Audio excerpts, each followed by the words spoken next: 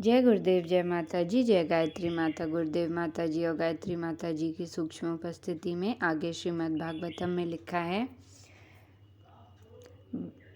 महाराज युधिष्ठिर भगवान श्री कृष्ण के बड़े फुफेरे भाई थे, अतएव उनसे विदा होते समय श्री भगवान राजा के चरणों में नतमस्तक हुए। राजा ने छोटे भाई की तरह उनका आलिंगन किया। यद्यपि राजा भली भांति जानते थे कि श्री कृष्ण पूर्ण पुरुषोत्तम भगवान है, श्री भगवान को प्रसन्नता होती है जब उनका कोई भक्त उन्हें प्रेम में अपने से छोटा समझता है। श्री भगवान से बढ़कर या उनके तुल्य अन्य कोई भी नहीं है, तो भी वे अपने भक्तों द्वारा छोटा समझे जाने पर प्रसन्न होते हैं। ये सब श्री भगवान की दिव्य लीलाएं हैं। निर्विशेषवादी भगवत भक्त द्वारा निभाई जाने वाली अलौकिक भूमिकाएं जो समझ नहीं सकते। तत्पश्चात भीम तथा अर्जुन श्री भगवान को गले मिले क्योंकि वे सम्यक थे, लेकिन नकुल तथा सहदेव ने उन्हें प्रणाम किया क्योंकि वे उनसे छोटे थे।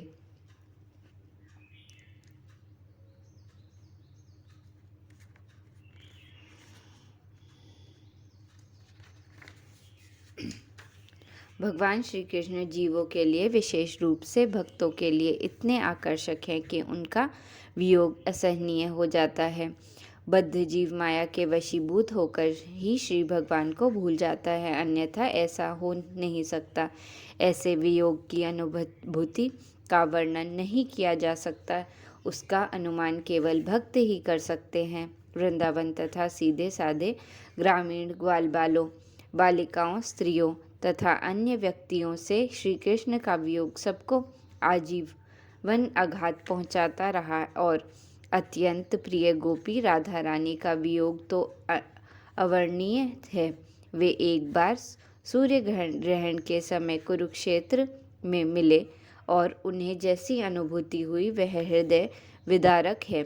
निसंदेह श्री भगवान के दिव्य भक्तों के गुणों में अंतर है, लेकिन जिन्होंने साक्षात या अन्य किसी प्रकार से कभी श्री भगवान का सानिध्य प्राप्त किया है, वे उन्हें क्षण भर के लिए भी नहीं छोड़ सकते। शुद्ध भक्त ही यही मनोवृत्ति होती है। जीव की स्वाभाविक स्थिति अपने से विशिष्ट वरिष्ठ की सेवा करना है। उसे इंद्रिय तृप्ति की विभिन्न अवस्थाओं में माया की अज्ञानताओं का पालन करने हेतु बाध्य होना पड़ता है और इंद्रियों की सेवा करने में वह कभी थकता नहीं। यदि वह थक भी जाए तो माया उसे इंद्रियों की सेवा करने हेतु निरंतर बाध्य करती है और कभी संतुष्ट नहीं होती।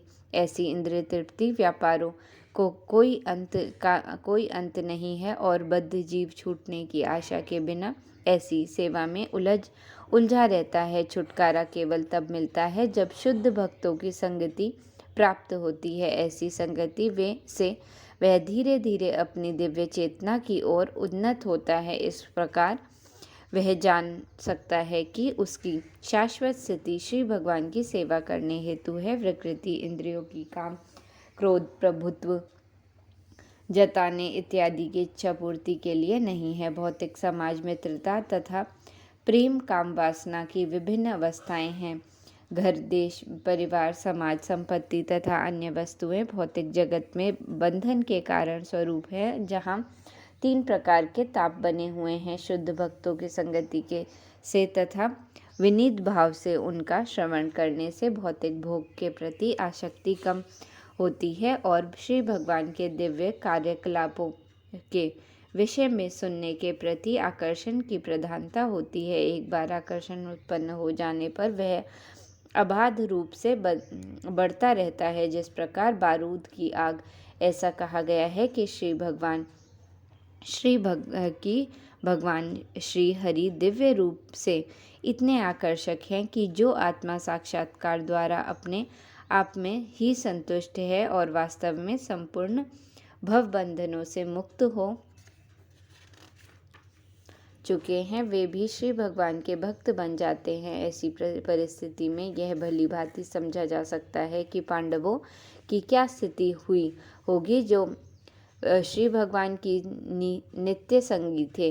वे भगवान श्री कृष्ण के वियोग की कल्पना भी नहीं कर सकते थे, क्योंकि निरंतर व्यक्तिगत संपर्क के कारण उनका आकर्षण अत्यधिक प्रगाढ़ था।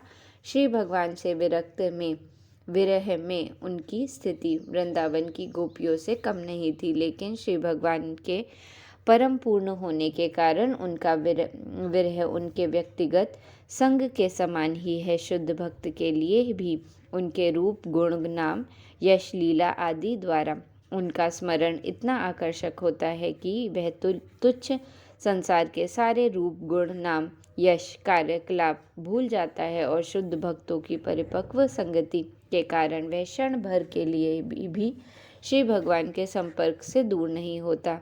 जय गुरुदेव, जय माता जी, जय गायत्री माता।